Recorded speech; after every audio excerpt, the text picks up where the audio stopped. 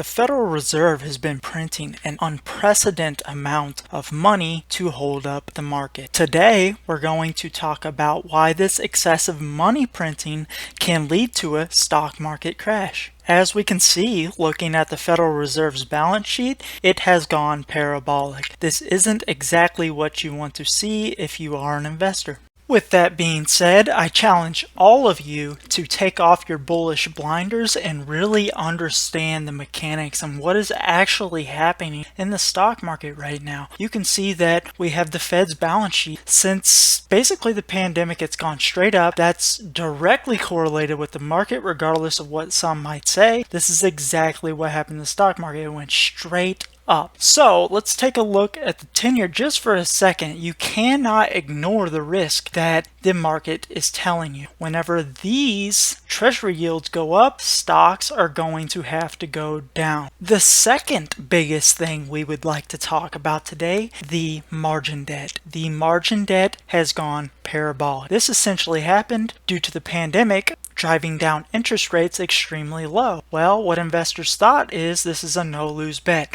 We could essentially borrow for 2%, put it in a dividend yielding stock at, let's say, 6%. Well, net, you make 4% after paying your margin debts. So this is very dangerous because what can happen in the event of a market crash is forced liquidations. And this can make the crash magnitude extremely violent. So keep an eye on this pretty chart here. We start ticking down lower, margin requirements are going to go up, which means investors are going to have more and more cash in their accounts. The third thing that we're going to talk about, which is very important, is the government is no longer going to stimulate the economy. So this means that if the Federal Reserve isn't pumping liquidity and the government is not pumping liquidity in a liquidity-driven rally, then where is the stock market going to likely go?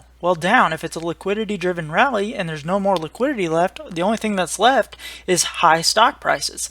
The fact that we've been seeing headlines like this for the past few weeks, and we also see the charts ticking down, momentum waning, this likely means that the market is getting close to crashing. With that being said, I'd like to thank everybody for tuning in today. If you get a chance, subscribe, leave a comment, and let me know what you think. I'll catch you in the next one.